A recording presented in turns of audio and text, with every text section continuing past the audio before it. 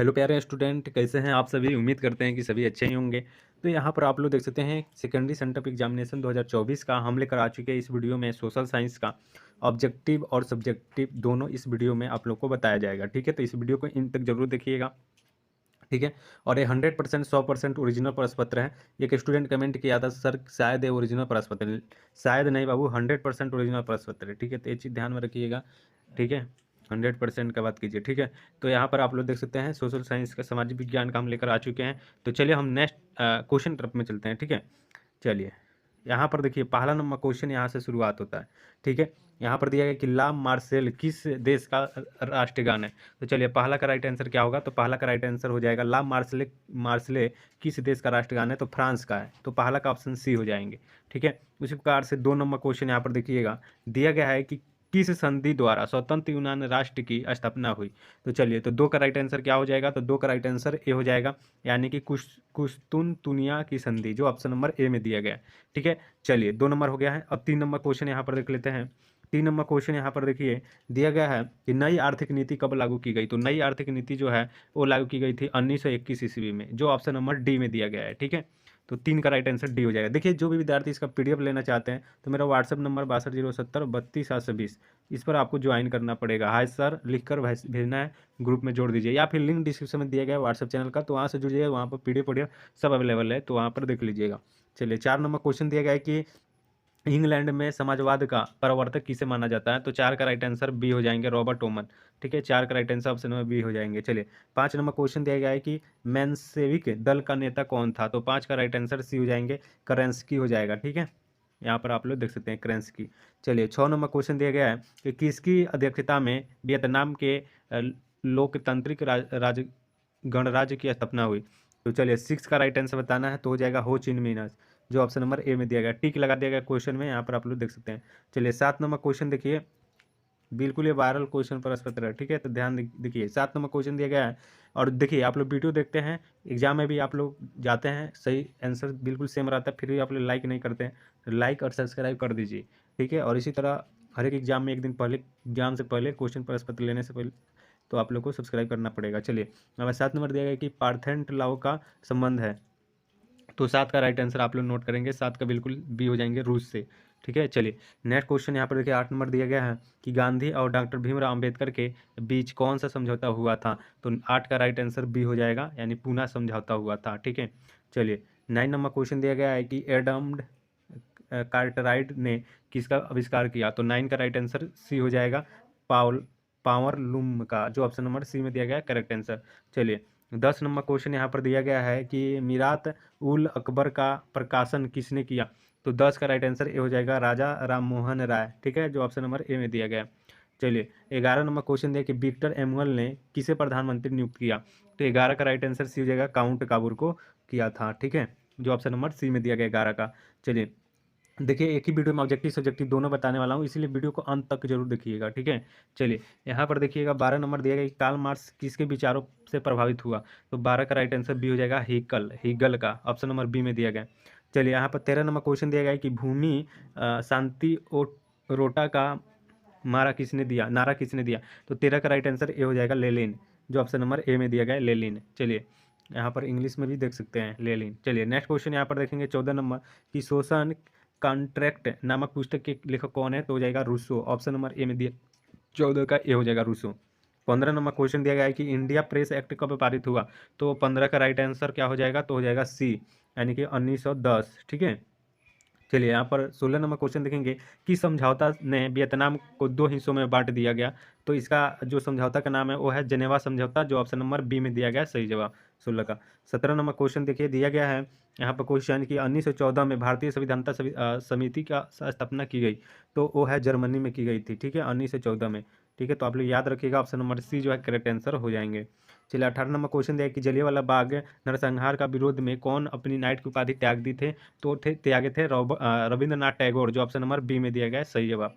चलिए next question दिया गया 19 नंबर की रानी गेल्डिनलियू ने कहाँ आंदोलन का नेतृत्व किया। तो देखिए 19 का राइट आंसर हो जाएगा सी, यानी कि नागालैंड एवं त्रिपुरा, जो ऑप्शन नंबर सी में दिया गया है करेक्ट आंसर। चलिए 20 नंबर क्वेश्चन दिया गया कि पूर्ण स्वराज की मांग का प्रस्ताव कांग्रेस के किस अधिवेशन में पारित हुआ। तो 20 का राइट आंसर हो जाएगा, ऑप्शन नंबर ए, 29 लाहौर। ठीक है, चलिए नेक्स्ट क्वेश्चन 21 नंबर दिया गया है कि बंगाल विभाजन कब वापस लिया गया। तो 21 का हमारा करेक्ट आंसर बी हो जाएंगे 1911। देखिए तो जो विद्यार्थी अभी तक लाइक नहीं किए हैं एक बार लाइक वाला बटन पर हाथ मार दीजिए थोड़ा जल्दी से। चलिए नेक्स्ट क्वेश्चन यहाँ पर देखिए 22 नंबर क्वेश्चन है कि निम्नलिखित में से किस मिट्टी में उर्वरता सबसे कम है। तो 22 वाला का राइट आंसर हो जाएगा option number B laterite. Option number B हो जाएगा लेटराइट। ठीक है, चलिए 23 नंबर क्वेश्चन देखिए निम्न में से कौन उच्च कोटि का लॉ अयस्क है। तो 23 का राइट आंसर आप लोग का नोट करेंगे ऑप्शन नंबर सी हो जाएगा मैग्नाइट, मैग्नेटाइट हो जाएगा। ठीक है, 23 का सी हो जाएगा। 24वां क्वेश्चन दिया गया कि सबसे बड़ा तेल शोधक कारखाना कहाँ स्थित है। तो 24 का हमारा करेक्ट आंसर ये हो जाएगा जामनगर, जो ऑप्शन नंबर ए में दिया गया है। ठीक है, चलिए नेक्स्ट क्वेश्चन दिया गया 25 नंबर के निम्न में से किसे आधार मानकर धरातल की ऊंचाई मापी जाती है। तो 25 का राइट आंसर आप लोग नोट करेंगे हो जाएगा ऑप्शन नंबर सी यानी कि सागरीय सतह। ठीक है, नेक्स्ट क्वेश्चन दिया गया 26 में कि निम्न में से किसे बाढ़ का देश का कहते हैं। तो 26 का राइट आंसर ये हो जाएगा भारत। ठीक है, चलिए नेक्स्ट क्वेश्चन देखेंगे 27 नंबर कि सिमलीपाल राष्ट्रीय उद्यान है। तो 27 का राइट आंसर क्या हो जाएगा 27 का, तो ये हो जाएगा उड़ीसा में। ठीक है, चलिए नेक्स्ट क्वेश्चन दिया गया 28 नंबर में कि सागर सम्राट क्या है। तो सागर सम्राट जो है 28 का राइट आंसर एक प्रकार का ड्रिल जलयान है जो ऑप्शन नंबर बी में दिया गया है। नेक्स्ट क्वेश्चन यहाँ पर देखिए 29 नंबर में पृथ्वी के उच्च ताप से प्राप्त ऊर्जा को कहते हैं। तो 29 का राइट आंसर डी हो जाएगा भूतापीय ऊर्जा। ठीक है, 30 नंबर क्वेश्चन दिया गया है कि निम्न में से कहाँ तेल शोधक कारखाना नहीं है। तो 30 का राइट आंसर बी हो जाएगा हल्दिया। ऑप्शन नंबर बी आप लोग नोट कर लीजिए। ठीक है, चलिए 31 नंबर क्वेश्चन देखिए निम्न में से कौन सा इस्पात केंद्र समुद्र तट के निकट है। तो 31 का राइट आंसर ए हो जाएगा यानी कि Bhadravati. Option number A note कीजिए। चलिए नेक्स्ट क्वेश्चन 32 दिया गया कि निम्न में से कौन एक व्यापारिक फसल है। तो हो जाएगा चाय जो है एक व्यापारिक फसल है जो करेक्ट आंसर ऑप्शन ए हो जाएगा। नेक्स्ट क्वेश्चन 33 नंबर देखिए कि वायुयान उद्योग का पहला कारखाना कहाँ स्थापित हुआ। तो 33 का राइट आंसर सी हो जाएगा बेंगलुरु। ऑप्शन नंबर सी जो है करेक्ट आंसर हो जाएगा। 34 नंबर क्वेश्चन दिया गया है कि निम्न में से कौन सा वित्तीय आर्थिक क्षेत्र सबसे पहले स्थापित किया गया। तो 34 का राइट आंसर क्या हो जाएगा। तो ऑप्शन नंबर बी हो जाएगा कंडला। ऑप्शन नंबर बी जो है करेक्ट आंसर हो जाएगा। 35 में क्वेश्चन दिया है कि पूर्व रेलवे का मुख्यालय कहाँ है। तो पूर्व रेलवे का मुख्यालय है कलकत्ता। ऑप्शन नंबर डी जो है करेक्ट आंसर हो जाएगा। नेक्स्ट क्वेश्चन दिया गया है कि भारत में ज्वार की सबसे अधिक खेती किस राज्य में होती है। तो हो जाएगा महाराष्ट्र। ऑप्शन नंबर डी जो है वो सही जवाब हो जाएगा। 37 में क्वेश्चन है निम्न में से क्या समुद्री संसाधन है। तो 37 का राइट आंसर डी हो जाएगा कृषि भूमि। नेक्स्ट क्वेश्चन 38 देखिए कि भूस्खलन प्रवण क्षेत्र में ढलान पर मकानों का निर्माण कैसा होना चाहिए। तो होना चाहिए कि चलिए तो 38 का राइट आंसर 38 का हो जाएगा यूजफुल होना चाहिए। ठीक है, लाभकारी। यूजफुल मतलब क्या होता है उपयोग। ठीक है, ऑप्शन नंबर डी में दिया गया उपयोग राइट आंसर हो जाएगा। चलिए 39 में क्वेश्चन दिया गया है कि निम्न में से कौन एक प्राकृतिक आपदा है। तो 39 का राइट आंसर क्या हो जाएगा। तो हो जाएगा भूकंप। ऑप्शन नंबर सी हो जाएगा 39 का। 40 नंबर क्वेश्चन दिया गया है कि भारत का पहला ताप प्रकलन षडयंत्र भारतीय तापमान नियम द्वारा। तो हो जाएगा ऑप्शन नंबर ए यानी कि घाटशिला। ठीक है, चलिए इंग्लिश में भी आप लोग को अगर समझ में नहीं आ रहा है तो इंग्लिश भी पढ़कर समझ सकते हैं। ठीक है, चलिए 41वां क्वेश्चन देखिए निम्न में से किसमें कार्बन की मात्रा सबसे कम होती है। तो 41 का हमारा करेक्ट आंसर भी हो जाएगा लिग्नाइट। देखिए 80 क्वेश्चन होता है इसमें प्रैक्टिकल होता है तो 80 क्वेश्चन में 40 ही बनाना है आप लोगों को, लेकिन मैं आप लोगों को 50-60 तक बता देता हूँ। देखिए 41 का ऑप्शन भी हो जाएगा लिग्नाइट। नेक्स्ट क्वेश्चन 42 दिया गया कि बाघ परियोजना की शुरुआत कब हुई और सब्जेक्टिव भी बताना है। ठीक है, तो लास्ट बने रहिए। तो देखिए 42 का राइट आंसर हो जाएगा सी यानी कि 1973। चलिए 73 नंबर क्वेश्चन दिया गया कि विश्व में सर्वाधिक वर्षा कहाँ होती है। तो मासीराम, जो ऑप्शन नंबर बी ए में दिया गया है। ठीक है, चलिए यहाँ पर देख सकते हैं 44 नंबर दिया निम्न में से कौन एक जल गोलार्ध नाम से भी जाना जाता है। तो दक्षिणी गोलार्ध को जल गोलार्ध के नाम से जाना जाता है जो ऑप्शन सी में दिया गया है 44। 45 नंबर क्वेश्चन दिया गया है कि 1973 से पूर्व कर्नाटक को किस नाम से जाना जाता था। तो चलिए 45 का हमारा करेक्ट आंसर हो जाएगा मैसूर को। ऑप्शन नंबर ए हो जाएगा। चलिए 46 में क्वेश्चन दिया कि पंचायत सचिव की नियुक्ति कौन कराता है। तो राज्य सरकार, जो ऑप्शन नंबर ए में दिया गया है। 47 में क्वेश्चन है कि बेल्जियम में संख्या का बड़ा भाग कौन सा भाषा बोलता है। तो हो जाएगा option number A Dutch. Next question दिया गया है 48 नंबर क्वेश्चन निम्न में से क्या संघ सूची का विषय नहीं है।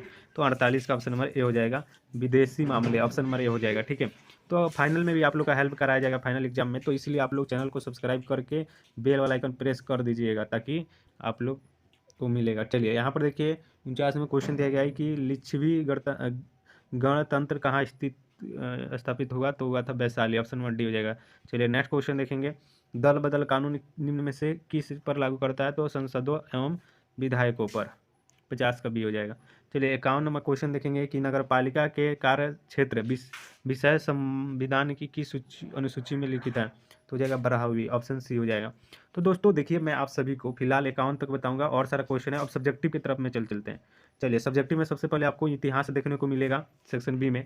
तो इतिहास का लघु उत्तरीय, दीर्घ उत्तरीय सबसे पहले करेंगे, उसके बाद में राजनीतिक शास्त्र से, उसके बाद में अर्थशास्त्र से, फिर उसके बाद में भूगोल से। ठीक है, तो चलिए सबसे पहले हम तो इतिहास का करेंगे लघु उत्तरीय। 1 से 6 तक दिया गया, जिसमें से 3 प्रश्नों का उत्तर देना है।